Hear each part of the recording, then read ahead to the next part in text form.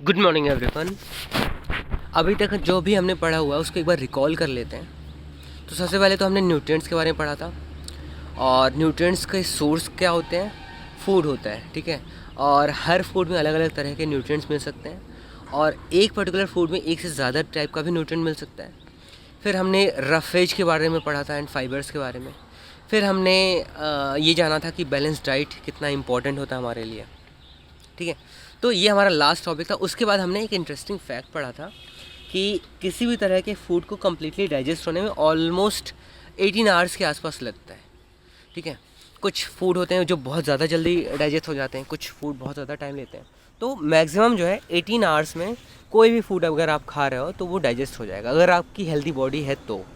बहुत सारे ऐसे लोग हो सकते हैं जिनकी बॉडी हेल्दी ना हो, कुछ डाइजेशन सिस्टम में कुछ प्रॉब्लम आ गई हो, जिसकी वजह से उतना जल्दी जल्दी ये डाइजेस्ट नहीं कर पा रहा उनका बॉडी, ठीक है। तो आई होप यहाँ तक आपको बहुत अच्छे से क्लियर हो गया होगा। और अगर फिर भी आपको कहीं पे कोई डाउट होती है तो आप मेरे से हमेशा पूछ सकते हो। और वापस से बार बार रिकॉल करना आपके लिए बहुत ज़्यादा ज़रूरी है। चीज़ों को याद रखना हमेशा बहुत ज़्यादा ज़रूरी है। याद रखने के लिए बार बार आपको लिख लिख के उसको याद करना सबसे बढ़िया तरीका होता है, ठीक है। और मैं उम्मीद ये भी कर रहा हूँ आपसे कि अपने मम्मी पापा की बातें मानते होगे, टाइम पे सारा काम करते होगे, जो भी आपको बोला जाता है वो काम ढंग से करते होगे, ठीक है। तो स्टार्ट करते हैं। अगला जो टॉपिक है, preparing for a healthy diet. Healthy diet के लिए कैसे क्या क्या होना चाहिए, कैसे प्रिपरेशन हमें करने चाहिए। तो सबसे पहला पॉइंट दिया हुआ, food should not be over cooked, this destroys nutrients. तो कह रहा है कि फूड जो भी होता है, जो भी फूड हम पका के खा रहे होते हैं, वो फूड ओवर कुक्ड नहीं होना चाहिए। ज़रूरत से ज़्यादा उसको पकाया नहीं जाना चाहिए। ज़रूरत से ज़्यादा पकाओगे तो उसके अंदर जो भी न्यूट्रिएंट्स थे वो भाप के फॉर्म में, वाष्प के फॉर्म में वो उड़ जाता है, वेपर्स के फॉर्म में। आपने देखा होगा कि जब भी खाना वाना पकता है तो उसमें से धुआं निकलता है। तो वो धुएँ के साथ साथ वो न्यूट्रिएंट्स भी ना निकलें, इस चीज़ को इंश्योर करने के लिए फूड बहुत ज़्यादा नहीं जलाया जाता है। यही रीज़न है कि हम जला हुआ खाना नहीं खाते हैं। हम एक प्रॉपर हीट पे उसको पकाया जाता है, और एक लिमिटेड टाइम तक ही उसको पकाया जाता है। उसके बाद ही हम उसको जब हमें लगता है कि हाँ अब ये खाने लायक हो गया है, उसके बाद ही हम उसको उतार देते हैं और उसको खाते हैं। तो ये चीज़ हमेशा याद रखना है कि फ़ूड को ओवर कुक नहीं करना चाहिए।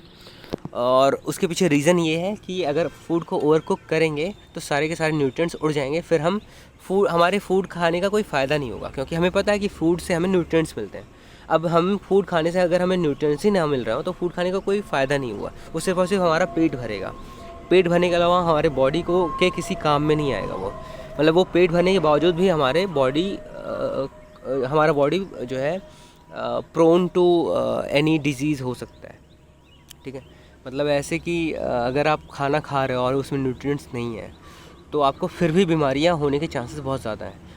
अगर फूड ऐसा है जिसमें न्यूट्रिएंट्स मिल रहे हो तो वहाँ पे बीमारियां होने के चांसेस बहुत कम हो जाते हैं। अगला पॉइंट कह रहा है, wash vegetables and fruits properly before eating.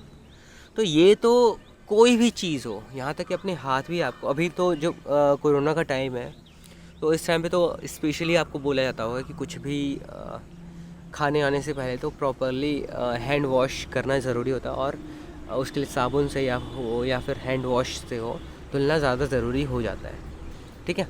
तो अब आज के टाइम में तो फ्रूट्स एंड वेजिटेबल्स ही नहीं, अपने हाथ को भी बहुत अच्छे से धुलना बहुत ज़्यादा ज़रूरी हो गया है।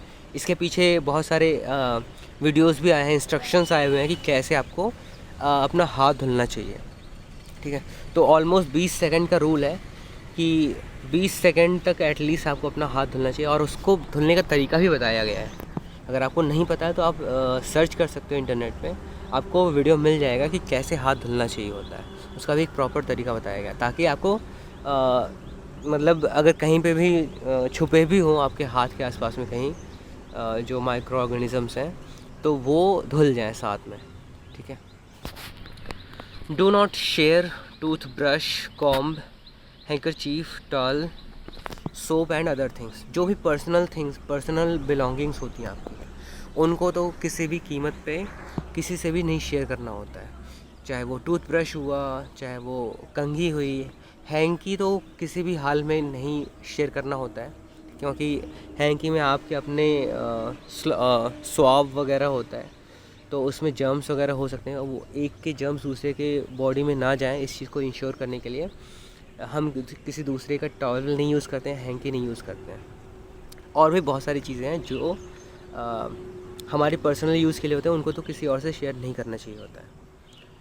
Houses should be airy and get enough sunlight as it kills germs. तो घर कभी भी बंद नहीं रहना चाहिए दिन के टाइम में, खिड़कियाँ हमेशा खुली रहनी चाहिए ताकि सनलाइट अंदर आ पाए। अंदर मॉइस्चर रहेगा तो जर्म्स इकट्ठा होंगे। तो मॉइस्चर ना रहे उसके लिए आपको खिड़की खोलनी पड़ेगी। खिड़की खोलोगे तो धूप अंदर जाएगा और धूप की वजह से ज़्यादातर जर्म्स मर जाते हैं। ठीक है, तो ये कुछ पॉइंट्स हैं, इन पॉइंट्स को आपको हमेशा अपने दिमाग में रखना है। ठीक है, तो ये चीज़ तो बहुत इंपॉर्टेंट है कि फ़ूड जो है ओवरकुक नहीं होना चाहिए। फिर कोई भी चीज़ अगर आप खाने जा रहे हो, पीने जा रहे हो, तो हाथ धुलना बहुत ज़्यादा ज़रूरी होता है उस पर्टिकुलर चीज़ को धुलने के साथ में। फिर उसका जो पर्सनल बिलोंगिंग्स होते हैं उनको किसी और से शेयर नहीं करना चाहिए। ठीक है, और उसके बाद घर एयर ही होना बहुत ज़्यादा ज़रूरी है।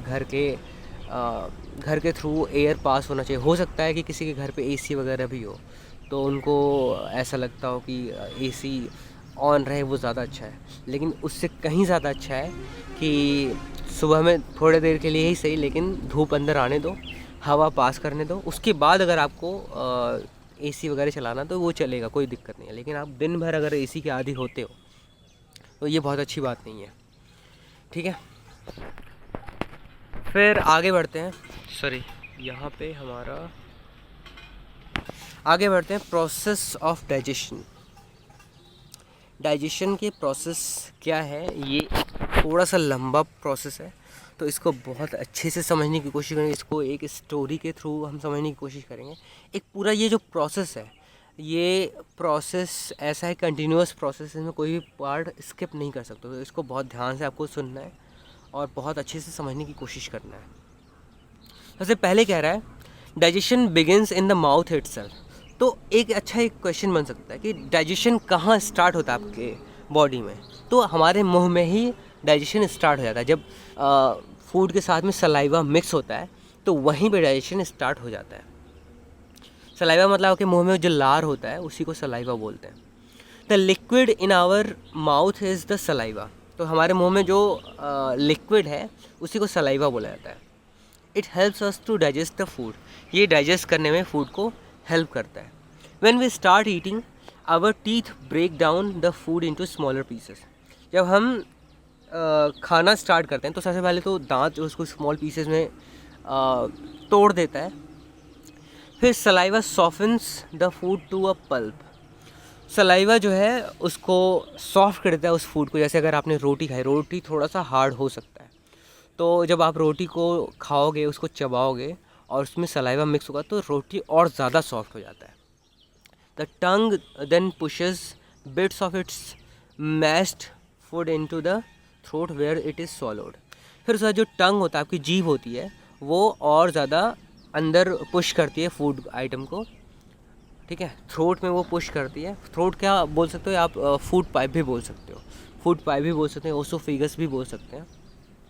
यहाँ पे दिया भी है राइट साइड में, ये पिक्चर है। तो मतलब आपके मुंह में यहाँ कहीं पे स्टार्ट हुआ आपका डाइजेशन।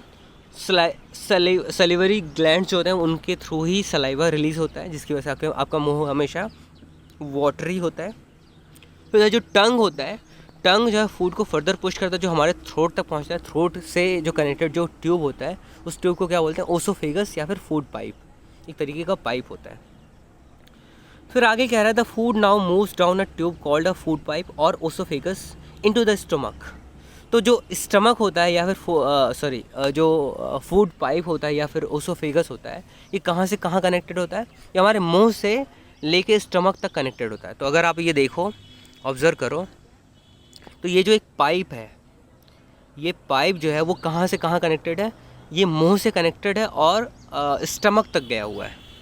ठीक है, और स्टमक ये वाला पार्ट है, ध्यान देना, ये वाला पार्ट जो है इसी को स्टमक बोलते हैं। तो ओसोफेगस जो है कनेक्ट करता है हमारे मुंह को ओसोफेगस स्टमक से। तभी जो है जो फूड आइटम्स मैश किया गया था और वो उसमें सलाइवा वगैरह मिक्स हो गया था, वो जब टंग पुश करता है तो वो फूड पाइप के थ्रू कहाँ पहुँचता है, स्टमक में पहुँचता है। The good pipe which connect the mouth and stomach is called oesophagus. तो एक पाइप जो होता है जो माउथ को उस स्टमक से कनेक्ट करता है, उस पाइप को क्या बोलते हैं, oesophagus. It sends food from mouth to the stomach.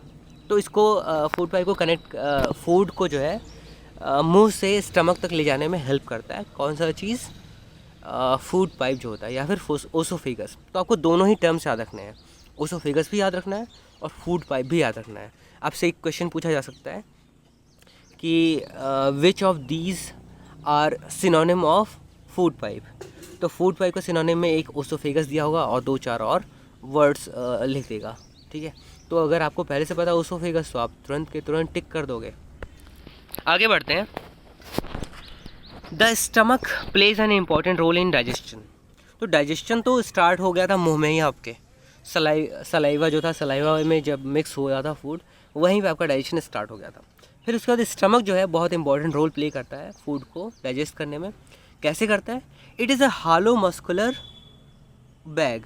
ये एक हॉलो टाइप का है, मतलब जो अंदर से खोखला हो उसी को हॉलो बोला जाता है। ये एक हॉलो मस्कुलर बैग है, मसल से बना हुआ एक तरीके का बैग है, इसी को स्टमक बोला जाता है। The strong muscles of the stomach use digestive juice to digest the food. तो ये जो बैग है स्टमक के नाम का, इस बैग के अंदर एक डाइजेस्टिव फूड पाया जाता है, डाइजेस्टिव जूस पाया जाता है।